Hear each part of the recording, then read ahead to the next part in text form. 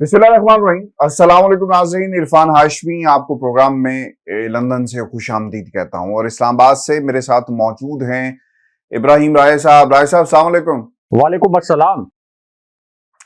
राय साहब, आज की अहम खबरें। मरीम नवाज के एक कारिंदे ने 2 जर्नल्स पर बराह रास्त हमला किया है। इस हमले की तफसील आज प्रोग्राम में अपने सुनने वालों के सामने रखेंगे और फिर इमरान खान ने ताकतवर एजेंसी के मुतल्लिक पहली दफा खुफिया डिवाइसेस के हवाले से कुछ इंकशाफात किए और ये डिवाइसेस कहां लगाई गई ये भी हम बताएंगे आज के इस 2 टॉक में। और फिर तय खाने से राजा साहब एक शख्सियत बरामद हुई है।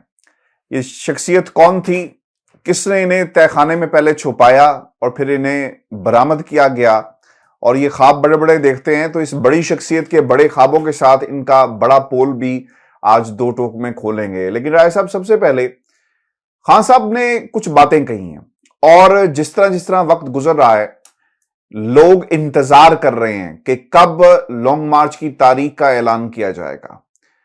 इमरान खान साहब की तैयारी मुकम्मल हो रही है, टास्क दे दिए गए हैं, लेकिन कुछ बातें आज उन्होंने अपने वर्कर्स कन्वेंशन से खिताब करते हुए कही और पिंडी में ये गुफ्तगू हुई है। और खान साहब क्या कहते हैं, वो ये कहते हैं कि एजेंसियों से पूछना चाहता हूं कि आपका सिर्फ काम फोन टैप करना रह गया है? आपका सिर्फ फोन टैप करना काम रह गया? क्या आपको फिक्र है कि ये लोग मुल्क को किस तरफ लेकर जा रहे हैं? 25 मई को जिस तरह अवाम का समंदर आना था वो नहीं आया। पिंडी के टाइगरों से जो उम्मीद थी, इस तरह पिंडी की टीम नहीं निकली। उन्होंने ये भी कहा कि सियासत से ये सियासत नहीं हो रही, ये मुल्क के लिए जहाद है। मैं आपकी पूरी तैयारी देखना चाहता हूं। ये पुरअमन एहतजाज होगा, कौम को तैयार कर रहा हूं। ये जो हम मार्च कर रहे हैं, इससे पाकिस्तान की तारीख बदलेगी। फिर उन्होंने ये भी कहा कि इस्लामाबाद की तरफ आएंगे, राना सनाउल्लाह उल्टा भी लटक जाए तो कुछ नहीं कर सकता। इस्लामाबाद मार्च की जो मेरी प्लानिंग है, इसकी एक एक चीज पर गौर किया है। राना सनाउल्लाह और शहबाज को 30-40 साल से जानता हूं। उन्होंने 4 दफा लॉन्ग मार्च किए। मरीम ने भी कोशिश की लॉन्ग मार्च की, लेकिन कीमे के नान रास्ते में ही खत्म हो गए। बिलावल भुट्टो ने भी कैंपेन टांगने वाली मार्च की। हमारे फोन टैप किए गए, हमारे नौकरों को खरीदने की कोशिश की गई, इमरान खान की हिमायत करने पे लोगों को हरासा किया गया। ये सिर्फ चाहते हैं कि हम इस हुकूमत को तस्लीम कर लें, लेकिन कौम कभी इन चोरों को तस्लीम नहीं करेगी। एजेंसियों से पूछना चाहता हूं कि आपका सिर्फ काम फोन टैप करना रह गया है? आपको फिक्र है कि ये लोग मुल्क को किस तरफ लेकर जा रहे हैं? लोगों को टेलीफोन करके धमका रहे हैं। हैंडलर्स को बताना चाहता हूं कि आप अपने आप को बदनाम करने से दूर रहें। और फिर जो ये ऑडियो लीक्स का मामला है, इस पर अदालत जाने की भी बात जो है वो की जा रही है। राय साहब, एक ना वीडियो खान साहब की वायरल हो रही है और ये एक टेलीविजन इंटरव्यू था जिसमें इमरान खान साहब ने ये बात कही थी कि मुल्क की एजेंसीज जो है ना, मेरा फोन जो है वो टैप करती हैं और वो मुझ पे नजर रखती हैं और मुझे इस पे कोई इतराज नहीं, क्योंकि मैंने कोई चोरी तो नहीं करनी ना, मैं कोई छुप कर तो काम ऐसा नहीं कर रहा। तो लोगों ने ना इस पर काफी तनकीद की कि इमरान खान माजी में क्या कहते थे और आज क्या कह रहे हैं। तो राय साहब, उस वक्त तो प्राइम मिनिस्टर हाउस में बैठे हुए थे, इख्तियार था आपके पास, लेकिन अब मामला है घरों में घुसकर डिवाइसेस लगाना, बातें करना। ये इस तनाजुर में खान साहब ने बात की है। अब ये जो दोबारा एक वार्निंग दी गई है, इसका जवाब लॉन्ग मार्च की शक्ल में मिलेगा। तो राय साहब, 2 गिरफ्तारियां भी हुई हैं और गिरफ्तारियां हैकर्स की हुई हैं और कहा जा रहा है कि बहुत जल्दी इन लोगों तक पहुंच जाएंगे। आपको लगता है कि एक फ्री एंड फेयर और दुरुस्त समत में इंक्वायरी हो रही है और हैकर्स भी पकड़े जाएंगे और डिवाइसेस लगने से भी लोग बाज आ जाएंगे, और इमरान खान की ये मकबूलियत का एक खौफ है कि जो दूसरे लोग जानने की कोशिश करते हैं कि बनी गाला में कौन सी प्लानिंग जो है वो की जा रही है लोगों को निकालने के हवाले से? हाशमी साहब, इसमें अहम तरीन बात तो ये है कि इमरान खान साहब किसके मुतल्लिक कह रहे थे कि हमारे नौकरों को खरीदने की कोशिश की गई। इमरान खान साहब के जिस नौकर को खरीदने की कोशिश की गई थी और एक डिवाइस खान साहब के कमरे में उनके बेडरूम में लगाने की कोशिश की गई थी, वो डिवाइस राना सनाउल्लाह तो नहीं लगवा सकते थे। वो डिवाइस मियां नवाज शरीफ लंदन से तो नहीं लगवा सकते थे।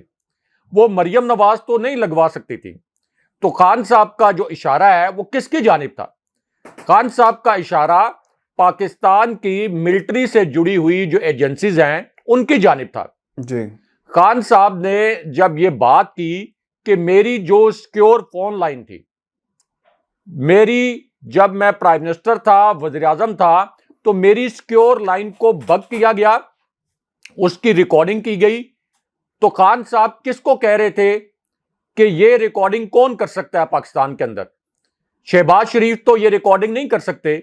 वैसे तो वो जालसाजी में तो जाहिर है और करप्शन में तो उनके अपने रिकॉर्ड मौजूद है, लेकिन कम से कम ये सिक्योर फोन लाइन को बग करना ये तो शहबाज शरीफ के बस का काम नहीं था या मियां नवाज शरीफ के बस का काम नहीं था।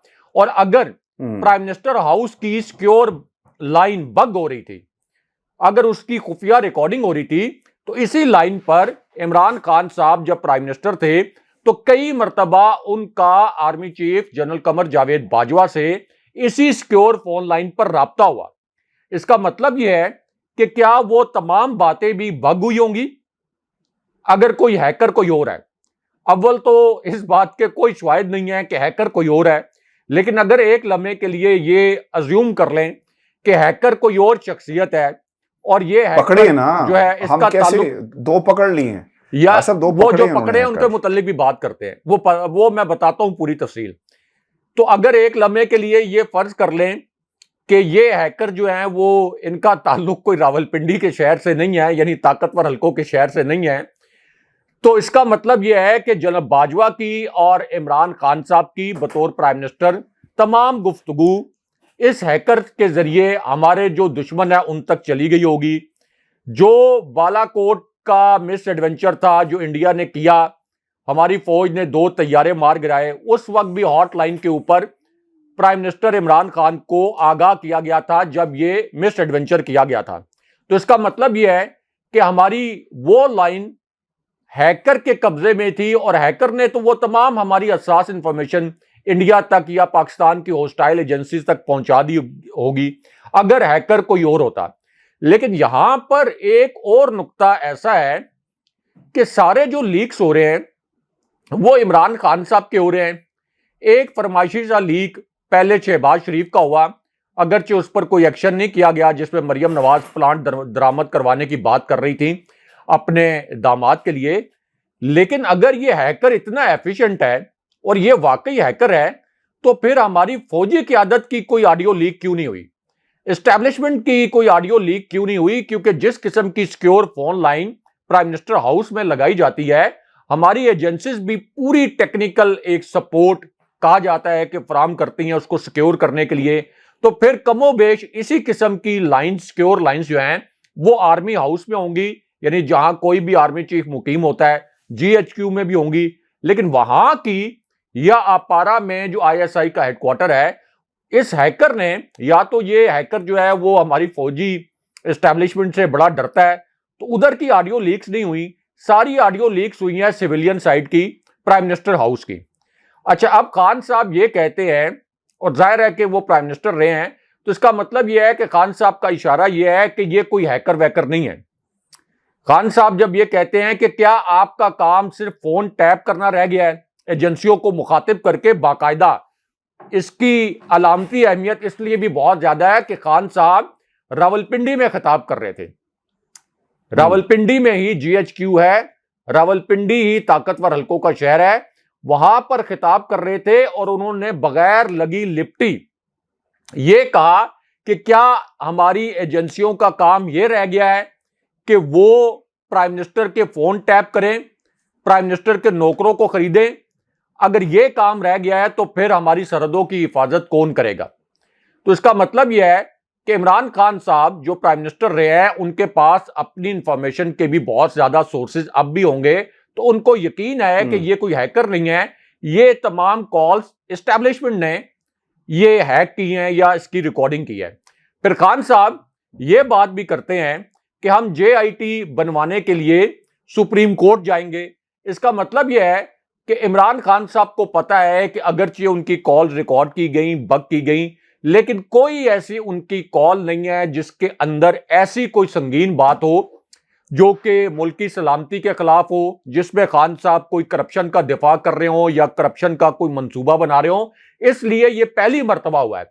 यानी मरियम नवाज ने ये नहीं कहा कि मैं जो प्लांट दरामद करवाने की फरमाइश कर रही थी शहबाज शरीफ से, इसकी सुप्रीम कोर्ट तहकीकात करे, लेकिन खान साहब को पता है कि उनके हाथ साफ हैं, इसलिए वो सुप्रीम कोर्ट जाने का इरादा रखते हैं, जिसके मुतालिक उन्होंने कहा कि हम कहेंगे इस पर जेआईटी बनाएं कि आखिर कौन ये जो कॉल्स थी इनको हैक कर रहा था। अब आ जाए आपके सवाल की जानिब कि इमरान खान साहब ने कहा था कि एजेंसीज को पता है कि मैं कोई चोरी नहीं कर रहा, मैं कोई करप्शन नहीं कर रहा, इसलिए मुझे कोई फिक्र नहीं है, और एजेंसीज को मेरे जो मामूलात हैं उनके मुतल्लिक खबर भी होगी। जिस तरह के मियां नवाज शरीफ, शरीफ खानदान और जरदारी खानदान की करप्शन की फाइल्स हमारी एजेंसीज के पास, खास तौर पर आईएसआई के मुतल्लिक कहा जाता है कि कोई एक सियासतदान नहीं है जिसकी फाइल आईएसआई के पास ना हो, और वो पटारी से हस्बे जरूरत वक्त के मुताबिक वो फाइल निकाल भी ली जाती है।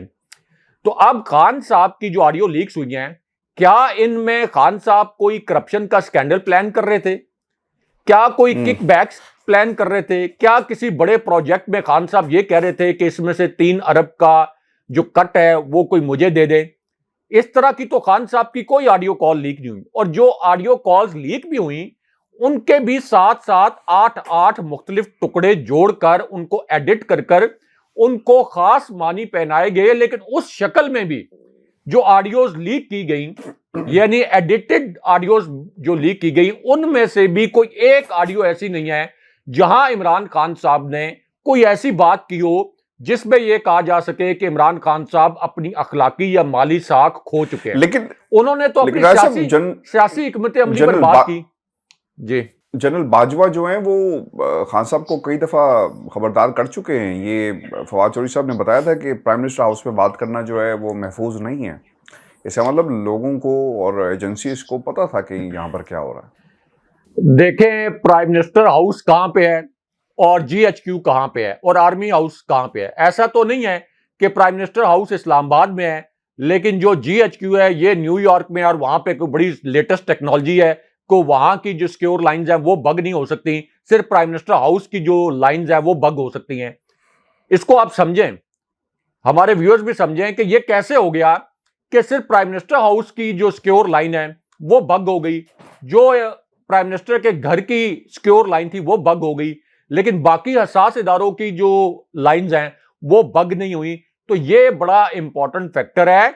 और खान साहब ने जो बात की हैंडलर्स के मुतालिक कि आप अपने आप को बदनामी से दूर रखें, ये बात इस कॉन्टेक्स्ट में बहुत ज्यादा अहम है कि हमारी जो फौज है ये पाकिस्तान के अंदर बाइंडिंग फोर्स रही है, इसको हमेशा बाइंडिंग फोर्स रहना चाहिए। फौज ही किसी मुल्क की सलामती की जामिन होती है, और एक ताकतवर फौज जिस मुल्क के पास ना हो उसका हशर हमने देखा है कि मिडल ईस्ट में क्या हुआ है। तो इस वजह से होना तो यह चाहिए था कि डीजीआईएसपीआर का इसके ऊपर एक स्टेटमेंट आता जब ये ऑडियो लीक्स हो रही थी, और डीजीआईएसपीआर ये ऐलान करते कि एक हाई लेवल, बेशक शहबाज शरीफ की हुकूमत का कोई नुमाइंदा वो साथ बिठा लेते, राना सनाउल्लाह को साथ बिठा लेते, और एक हाईएस्ट लेवल की इन्वेस्टिगेशन इन ऑडियो लीक्स पर होती, और एक इंटेंट फौजी क़यादत की जानिब से सामने आता कि ये एक बहुत बड़ा सिक्योरिटी ब्रीच है, हम इसकी तहकीकात करेंगे और हाईएस्ट लेवल पर तहकीकात करेंगे। लेकिन उस तरह की कोई प्रेस कॉन्फ्रेंस या डीजीआईएसपीआर की जानिब से उस तरह का कोई रिएक्शन जो है वो इन ऑडियो लीक्स पर सामने नहीं आया। इस वजह से बहुत से सवालात खड़े हुए। अब जो आपने गिरफ्तारियों की बात की, ये जो 2 नाम निहाद गिरफ्तारियों की बात की जा रही है कि प्राइम मिनिस्टर हाउस से 2 गिरफ्तारियां की गई। हाशमी साहब, मैं प्राइम मिनिस्टर हाउस में लातादाद मरतबा गया हूं बतौर सहाफी, इस्लामाबाद के और भी कई सहाफी लातादाद मरतबा प्राइम मिनिस्टर हाउस जाते रहते हैं मुख्तलिफ ब्रीफिंग्स के लिए, जब भी किसी प्राइम मिनिस्टर की ब्रीफिंग होती है जी। और प्राइम मिनिस्टर हाउस हमसे छुपा हुआ नहीं है। प्राइम मिनिस्टर हाउस में हाशमी साहब जो उसका पहला बैरियर है, जो पहली उसकी चेक पोस्ट है, उसके आगे तकरीबन 1 किलोमीटर का इलाका है, यानी डायरेक्ट प्राइम मिनिस्टर हाउस का कोई रिहायशी इलाका नहीं आ जाता। उसके दाएं बाएं एक जंगल नुमा इलाका है, वहां पे सर्विलेंस के लिए आपकी इंटेलिजेंस एजेंसीज के बहुत से एहलकार होते हैं। फिर आगे जाकर एक और आपकी वहां पर आप ये कह सकते हैं कि बड़ी सख्त चेकिंग होती है, एक और पुलिस की चेक पोस्ट नहीं है नहीं और फिर राय जाकर साहब, आता ये है। नहीं अब मामला। अब अब आप अब अब इस ये पूरी जो सूरत राय में से कोई जी जी, मैं मुलाजिम आपकी तरफ ही आ रहा हूं कि खबर ये आ रही है कि 2 लोगों को गिरफ्तार किया गया, एक को पिंडी से और एक को कहीं और से, और फिर जो प्राइम मिनिस्टर हाउस के अंदर लोग मौजूद थे उनके तक भी जो है वो एजेंसीज पहुंच गई हैं। ये खबर जो है वो बाहर आई है। देखे, प्राइम मिनिस्टर हाउस के अंदर जो लोग होते हैं उनमें से किसी की जुर्रत नहीं है कि इतना बड़ा रिस्क ले। मैं आपको बता रहा हूं कि इतनी सख्त सिक्योरिटी होती है कि किसी की जुर्रत नहीं है। और फिर प्राइम मिनिस्टर हाउस का जो स्टाफ होता है, किसी भी प्राइम मिनिस्टर हाउस का, देखिए किसी भी प्राइम मिनिस्टर का एक तो मिलिट्री सेक्रेटरी होता है और मिलिट्री सेक्रेटरी की एक चॉइस होती है किसी प्राइम मिनिस्टर के पास। ये कोई आर्मी की जानिब से जबरदस्ती मुसल्लत नहीं कर दिया जाता कि आपने यही मिलिट्री सेक्रेटरी जो अपने साथ रखना है। ये किसी भी प्राइम मिनिस्टर की चॉइस होती है, वो अपनी भी छानबीन कर लेते हैं। एक तो वो उनके साथ होते हैं। फिर किसी भी प्राइम मिनिस्टर का एक प्रेस सेक्रेटरी होता है या होती है, वो खातून भी हो सकती हैं, कोई वो मर्द भी हो सकता है। तो ये भी किसी भी प्राइम मिनिस्टर के जो एतमाद वाले लोग हैं वो होते हैं। फिर एक बहुत अहम ओहदा होता है आपके प्रिंसिपल सेक्रेटरी का। जैसे खान साहब के प्रिंसिपल सेक्रेटरी थे आजम खान। खान साहब उन पर अंधा एतमाद करते थे, खान साहब के बहुत करीबी साथी थे। यहां तक के जहांगीर तरीन ने आजम खान को हटवाने की कई मरतबा कोशिश की, लेकिन खान साहब ने जहांगीर तरीन की ये जो सिफारिश थी कि आजम खान को हटा दें, वो खान साहब ने रद्द कर दी। आजम खान को केपी से खान साहब खुद लेके आए थे और खान साहब समझते हैं कि बड़े ऑनेस्ट ऑफिसर हैं। नवाज शरीफ के फेवरेट फवाद हसन फवाद, वो प्रिंसिपल सेक्रेटरी थे और उनकी फैमिली मेंबर की तरह थे, इंतहाई उनके ऊपर एतमाद करते थे। इसी तरह जो आपके प्रेस सेक्रेटरीज होते हैं वो भी आपके एतमाद के लोग होते हैं और फिर 2-3 आपके प्रेस के लोग होते हैं जो कि आगे प्रेस सेक्रेटरी के नीचे काम करते हैं। तो हाशमी साहब, ये तमाम लोग हर किसी के एतमाद के होते हैं, इसलिए ये सवाल ही नहीं पैदा होता कि प्राइम मिनिस्टर हाउस की सिक्योर लाइन इस तरह से इतने आम तरीके से कोई भी स्टाफ उसको बग कर सके। ये मुमकिन नहीं है, टेक्निकली पॉसिबल नहीं है। अब जो गिरफ्तारियों की बात की जा रही है, अगर ये कोई हाई प्रोफाइल अरेस्ट होते, अगर ये हाई प्रोफाइल गिरफ्तारियां होती, तो राना सनाउल्लाह डीजी आईएसपीआर या फिर किसी और हाईएस्ट लेवल पर इस पर प्रेस कॉन्फ्रेंस होती, बताया जाता कि ये जो हैकर है ये पकड़ा गया है और इस हैकर से ये ऑडियोज बरामद हुई हैं। इस हैकर ने किस तरीकाकार के तहत कहां पर डिवाइस लगाई थी, किस तरह से बग किया है। और जाहिर है कि इसको तो फिर सजाए मौत होती कि इसने पाकिस्तान के ऑफिशियल सीक्रेट्स जो है ये बैरून मुल्क भी एक्सपोज कर दिए हैं और पता नहीं कहां कहां इसने जाकर बताए होंगे। इसलिए खान साहब जो कह रहे हैं उसको समझना चाहिए। और ये खान साहब इतने बड़े लीडर जो कि प्राइम मिनिस्टर भी थे, वो हवा में ये बात नहीं कर सकते जो आज उन्होंने ताकतवर एजेंसियों को मुखातिब करके कहा कि आपका काम सिर्फ लोगों को धमकाना नहीं है। खान साहब ने यह भी कहा कि टेलीफोन कॉल करके लोगों को धमकाया जा रहा है, जो लोग मेरी हमायत करते हैं उनको धमकाया जा रहा है और हमें पता है कि ये कौन है धमकाने वाले। इसलिए ये बात अब एक बहुत अहमियत की हामिल है कि अगर इसकी फेयर तहकीकात होनी है और अगर ये साबित करना है कि ये हैकर कोई और है, तो फिर ये राना सनाउल्लाह के बस की बात नहीं। जिस तरह से एक शहरी रहमान और फजलुर रहमान के बेटे, उनको शामिल कर दिया गया तहकीकाती कमेटी में। इसके अंदर आईएसआई एमआई बराह रास्त और जो हमारी मिलिट्री है वो तहकीकात करे, तो तब कोई पता चल सकता है कि ये हैकर कौन है। वरना यही तासुर रहेगा कि एस्टैब्लिशमेंट इससे पहले भी कॉल्स बग करती रही है 75 साल में। हम सबको पता है जो जस्टिस कयूम की कॉल सामने आई थी वो भी बग हुई थी, जिसमें शहबाज शरीफ कह रहे थे कि बड़े भाई कह रहे हैं कि फलां को इतनी सजा सुनानी है, फलां को इतनी सजा सुनानी है। इससे पहले मरियम नवाज की जो ऑडियो लीक्स हुई हैं वो भी सबको पता है कि एस्टैब्लिशमेंट ने बग की थी।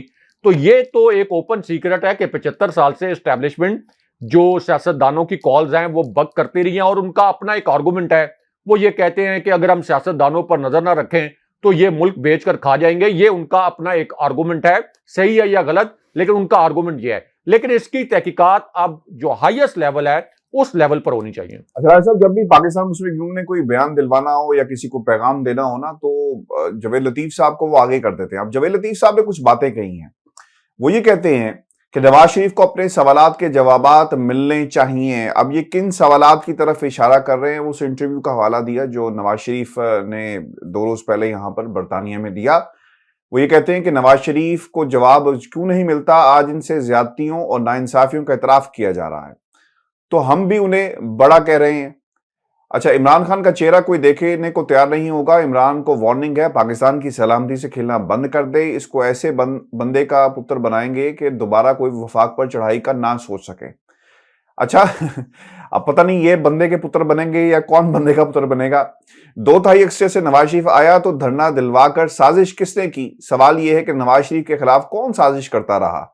नवाज शरीफ अवामी ताकत और हमायत से बार बार मुंतखब होता रहा। डिक्टेशन लेने से इनकार करने पर नवाज शरीफ की हुकूमत को खत्म कर दिया गया। रियासत को कमजोर होता नहीं देख सकते। रियासत कमजोर नहीं कि कोई जोर जबरदस्ती मनपसंद फैसले करे। कौमी हुकूमत रियासत को बचाने के लिए बनाई गई। जेल भरो तहरीक का नारा लगाने वाला खुद 4 दिन जेल नहीं जा सकता। नवाज शरीफ की पाकिस्तान के खिलाफ कोई ऑडियो लीक नहीं मिली। उन्होंने मीर जाफर और मीर सादिक के अल्फाज इस्तेमाल नहीं किए। अच्छा, मेरा ना इस पे इतराज है, मैं आगे चलकर सवाल भी आपके सामने रखूंगा। और उन्होंने मीर जाफर और मीर सादिक के अल्फाज इस्तेमाल नहीं किए, उनको हाईजैकर बनाया गया। नवाज शरीफ ने प्यारों की मैयतें उठाई लेकिन कोई ऑडियो सामने नहीं आई। गुफ्तगू सबके सामने है। नवाज शरीफ ने जब कहा मैं डिक्टेशन नहीं लूंगा तो इसे हटा दिया गया। इनको पहले जब हटाया गया तो उस वक्त कोई पनामा नहीं हुआ था।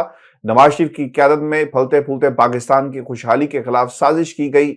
और फिर उन्होंने ये भी कहा कि अपनी गलतियों का एतराफ़ करें तो बड़े कहलाते हैं। सवाल ये है कि नवाज शरीफ के खिलाफ कौन साजिशें कर रहा है और कलसूम नवाज ने पाकिस्तान के लिए जदोजहद की वगैरह वगैरह। सर, बाकी तो जो बातें उन्होंने कही हैं, लाडला भी कह दिया और फिर उन्होंने ये भी कहा कि लाडलेपन की उम्मीद है तो छोड़ दे, रियासत पर किसी सूरत आंच नहीं आने देंगे। अच्छा राय साहब, ये नवाज शरीफ साहब, एक तो कुछ इनके सवाल हैं जवेद लतीफ साहब के जो ये कर रहे हैं पाकिस्तान के इदारों को, ये भी धमकी लगा रहे हैं। यानी इन्होंने हमेशा रियासत को धमकी लगाई है। नवाज शरीफ ने जब धमकी लगानी होती है तो अपने वो जो सेकंड बल्कि थर्ड टियर जो लीडरशिप है इसको आगे कर देते हैं कि जाओ जरा शोर शराबा डालकर आओ और पैगाम पहुंचा दो। इसी तरह होता है फिल्मों में, तो राय साहब इसी तरह ही होता है कि जब बड़े किसी माफिया के सरबराह ने कुछ कहना होना तो वो अपने जो जूनियर्स होते हैं ना उनको भेजता है, साइड किक्स को भेजता है, जाकर हवाई फायरिंग करके आओ।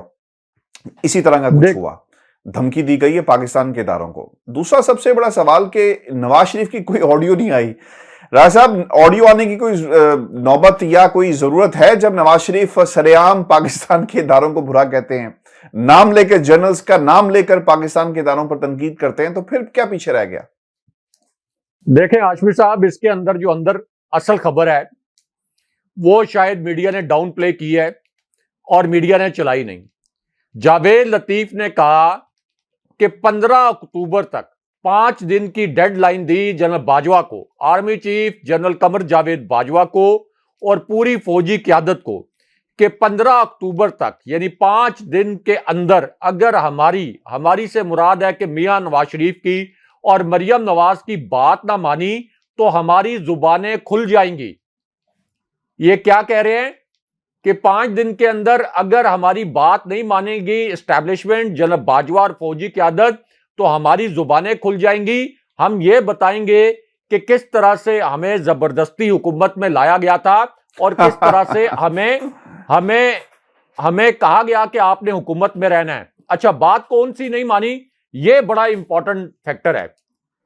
इतलात ये हैं कि मियां नवाज शरीफ अब चाहते ये हैं कि army chief general Qamar Javed Bajwa की जो मुद्दत मुलाजमत है वो तो वैसे 29 नवंबर 2022 को खत्म हो रही है और आम तौर पर किसी भी आर्मी चीफ की मुद्दत मुलाजमत खत्म होने से ज्यादा 2, 3 या 4 दिन पहले नए आर्मी चीफ के नाम का ऐलान किया जाता है। यह कभी भी नहीं होता अभी तक कि 1 सवा 1.5 महीने पहले आप ऐलान कर दें।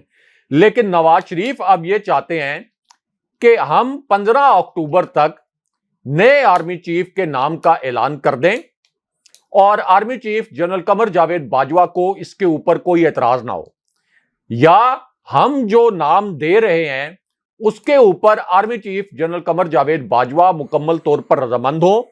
एक खबर यह है कि जनरल बाजवा और मियां नवाज शरीफ के दरमियान नए आर्मी चीफ की तकर्री के नाम पर कुछ इख्तलाफ राय है। मियां नवाज शरीफ एक जनरल को बनाना चाहते हैं आर्मी चीफ, अब नाम लेना मुनासिब नहीं है, और जनरल बाजवा के मुतल्लिक कहा जा रहा है, ये एक दावा किया गया है कि उनकी राय मुख्तलिफ है। तो अब ये जो लॉन्च किया गया है मरियम नवाज की जानिब से जावेद लतीफ को, सब जानते हैं कि वो मरियम नवाज के खासुल खास कारिंदे हैं और उनको इन्हीं मकासद के लिए इस्तेमाल किया जाता है। तो उन्होंने बराह रास्त धमकी दी है कि 15 अक्टूबर तक, क्योंकि इतला ये है, पहले तो मैं कहता हूं कि इतला ये थी कि मियां नवाज शरीफ जो हैं वो जनरल आसिम मुनीर को आर्मी चीफ बनाना चाहते हैं, जबकि दावा ये किया गया कि जनरल बाजवा चाहते हैं कि किसी और जनरल को आर्मी चीफ बनाया जाए। ये एक दावा किया गया इस्लामाबाद के अंदर। तो एक तो ये धमकी दी गई, फिर ये कहा गया कि मौजूदा एस्टैब्लिशमेंट और मौजूदा ताकतवर हल्के अपने गुनाहों का एतराफ करें, यानी मियां नवाज शरीफ के मुतल्लिक अपने गुनाहों का एतराफ करें और ये एतराफ करें कि मियां नवाज शरीफ के खिलाफ जो मौजूदा एस्टैब्लिशमेंट है ये कोई सियासत करती रही या साजिशें करती रही। इस किस्म के अल्फाज जावेद लतीफ ने कैमरों के सामने सोच समझकर एक प्रेस कॉन्फ्रेंस में किया है। यानी प्रेस कॉन्फ्रेंस में जब आप बात करते हैं तो उसका कंटेंट आप पहले से तैयार करके लाते हैं, उसके पॉइंट्स आप लिख कर लाते हैं। इसका मतलब यह है कि ये कोई रैंडम बात नहीं की उन्होंने कि किसी टीवी प्रोग्राम में अचानक कोई सवाल हो गया तो उन्होंने फिल बदी कोई बात कह दी और कोई स्लिप ऑफ टंग हो गया। सोच समझकर उन्होंने मरियम नवाज के और मियां नवाज शरीफ की हदायत पर अब army chief general Qamar Javed Bajwa को धमकाया है। जिस तरह से मियां नवाज शरीफ पहले जनरल बाजवा के लिए ये अल्फाज इस्तेमाल करते थे कि आप हमारे मुजरिम हैं और आप पर हम आर्टिकल 6 के तहत गद्दारी का मुकदमा चलाएंगे। फिर जावेद लतीफ ये कहते हैं, ये बड़ी हसास बात है और पाक फौज के खिलाफ इससे बड़ी साजिश कोई नहीं हो सकती कि कारगिल की जंग में पाक फौज ने इतनी शहादतें दी और पाक फौज के जो जवान थे, खास तौर पर हमारे जो 2 निशाने हैदर थे, तो देखें कि भारतीय फौज की जानिब से भी पाक फौज की बहादुरी की और पाक फौज के जवानों की बहादुरी की तारीफें की गई, किताबें भी लिखी गई। सबको पता है कि किताब भी लिखी गई उनकी रिकमेंडेशन पर। हमने पाकिस्तान में एक निशाने हैदर भी दिया भारतीय फौज की रिकमेंडेशन पर। लेकिन यह कहते हैं कि जो कारगिल, जावेद लतीफ कहते हैं कि जो कारगिल की जंग थी, जो कि जनरल्स का एडवेंचर था या मिस एडवेंचर था, वो मियां नवाज शरीफ ने अपने सर पर ले लिया। यानी इनको बिल्कुल एहसास नहीं है कि ये रियासती मफादात को और फौज के मफादात को, पाकिस्तान के मफादात को कितना नुकसान पहुंचा रहे हैं। ये कह रहे हैं कि कारगिल का एडवेंचर जो है वो हमारी फौज ने किया था। हमारी जो एक स्टेटेड पोजीशन है कारगिल के हवाले से, उसको इन्होंने नाकाबिले तलाफी नुकसान पहले मियां नवाज शरीफ ने पहुंचाया था एक तकरीर के दौरान कि मैं कारगिल के राज खोल दूंगा, और अब वो कह रहे हैं मियां नवाज शरीफ ने सब कुछ अपने ऊपर ले लिया। तो अब इस पूरे मामले पर फौज को एक्शन लेना चाहिए। जो सुप्रीम कोर्ट है उसके ऊपर भी, उन जज साहिबान पर भी जावेद लतीफ ने इल्जामात लगाए, तो उधर से रजिस्ट्रार से सुप्रीम कोर्ट का भी रद्द अमल आना चाहिए। लेकिन एक हल्का फुल्का सा रद्द अमल ये आया है कि पहले से जावेद लतीफ की जो एक जमानत मंसूख करने के लिए एक दरखास्त पहले से एक दायर थी कि रियासत मुखालिफ ये बयानात देते हैं, तो उसकी समाअत जो है वो अब 18 अक्टूबर के लिए फिक्स हुई है। लेकिन इसको भी एक रूटीन का मामला करार दिया जा रहा है। लेकिन असल में जिस किस्म का रिएक्शन आना चाहिए था, जो हाजिर सर्विस जनरल्स पर हमले किए हैं, उस किस्म का रिएक्शन नहीं आया। और ये 100% मैं आपको बता रहा हूं कि ये मरियम नवाज ने इनको लॉन्च करवाया है। यानी एक तरफ बूट पॉलिश करते हैं, दूसरी जानिब फौज की पीठ में ये किस तरीके से छुरा घोंपते हैं। अच्छा, मैं राय साहब, एक खबर ये भी है कि एक बड़ी शख्सियत जो इमरान खान का रास्ता रोकने का दावा करते हैं, वो कहते हैं कि इमरान खान आए तो हम उनकी ईंट से ईंट बजा देंगे और उन्हें याद करा देंगे और कभी वो दोबारा नहीं निकलेंगे। लेकिन राय साहब, इन्होंने क्या लॉन्ग मार्च रोकना है, क्या लोगों को रोकना है? ये जुल्म कर सकते हैं, रोक नहीं सकते। इनका हाल ये हुआ कि ये एक तय खाने में चले गए और तय खाने में छुप गए, और किसके खौफ से? पुलिस के खौफ से। राय साहब, ये शख्सियत कौन है, ये आप ही बताएं, ये कहानी हमें आप ही सुनाएं, क्योंकि जो कुछ इन्होंने आज किया, जो तमाशा लगाया हुआ है इस्लामाबाद के अंदर कानून को हाथ में लेकर, ये नून लीग का ही जो क्रेडिट है उन्हीं के जिम्मे जाता है और किसी जमात के जिम्मे नहीं है। जी राय साहब। देखिए हाशमी साहब, ये तो इस्लामाबाद पुलिस में तमाशा हुआ है। इस्लामाबाद पुलिस के एक थाने में, थाना सेक्रेटेरिएट में पहले अच्छा। थाना कोसार में एक तमाशा हुआ था, फिर वहां पे एक हदूद का एक मसला बना दिया गया कि जी ये थाना कोसार की हदूद में ये मुकदमा नहीं आता, तो फिर अब थाना सेक्रेटेरिएट में ये तमाशा हुआ है, क्योंकि अदालत के अंदर चली गई थी पंजाब की जो एंटी करप्शन की टीम है। उन्होंने बताया कि आपने वारंट गिरफ्तारी जारी किए थे राना सनाउल्लाह के, लेकिन राना सनाउल्लाह कहीं रोपोश हो गए हैं और अब आप बताएं कि क्या किया जाए। अदालत ने कहा, एक तो अदालत से यह भी कहा गया था कि तौहीन अदालत का आप नोटिस जारी करें, तो अदालत ने तौहीन अदालत का नोटिस तो जारी नहीं किया, लेकिन अदालत ने कहा कि आप राना सनाउल्लाह की जो गिरफ्तारी है इसके लिए एक मर्तबा फिर भरपूर कोशिश करें। अब जब ये पंजाब की एंटी करप्शन टीम थाना सेक्रेटेरिएट पहुंची, तो आप अंदाजा लगा लें कि इस्लामाबाद पुलिस ने थाने से पंजाब की एंटी करप्शन टीम को धक्के देकर बाहर निकाल दिया, उनकी गाड़ियां बाहर निकाल दी। किस तरीके से वफाक को और पंजाब को आमने सामने लाने की कोशिश की जा रही है, उनको लड़ाने की कोशिश की जा रही है, और फिर मजबूर किया गया पंजाब की एंटी करप्शन टीम के जो ऑफिसर हैं उनको मजबूर किया गया। उन्होंने प्रेस कॉन्फ्रेंस की और प्रेस कॉन्फ्रेंस में बताया कि वारंट्स की तामील एसएचओ ने नहीं होने दी, हमारे जो ऑफिसर्स हैं, हमारी जो गाड़ियां हैं, उनको थाने से बाहर निकाल दिया गया और हमें यह कहा गया कि राना सनाउल्लाह की गिरफ्तारी अदालती हुक्म के बावजूद नहीं हो सकती। अब इस पर फवाद चौधरी ने तहरीक इंसाफ की जानिब से एक ऑफिशियल रद्द-ए-अमल दिया और उन्होंने कहा कि ये जो बड़ी बड़ी बड़के मारते थे कि मैं लॉन्ग मार्च को नहीं आने दूंगा और इमरान खान को सबक सिखा दूंगा, तो ये राना सनाउल्लाह तो किसी तहखाने में जाकर छुप गए, किसी बेसमेंट में जाकर छुप गए हैं कि मेरे तो वारंट गिरफ्तारी निकल गए हैं और मैं कहीं ऐसा ना हो कि किसी जगह प्रेस कॉन्फ्रेंस वगैरह कर रहा हूं या कहीं सामने आऊं तो मैं गिरफ्तार हो जाऊं। तो ये हालत है इस वक्त राना सनाउल्लाह की, जिनके ऊपर पूरा तकिया ये शरीफ खानदान करके बैठा हुआ था। ये उनकी बहादुरी का आलम है सर। बहुत शुक्रिया साहब। व्यूअर्स, आज का हमारा शो था। अपने कमेंट्स भेजिएगा, चैनल को जरूर सब्सक्राइब करें। मुझे और इब्राहिम राजा साहब को इजाजत दीजिए। अल्लाह ने के बाद।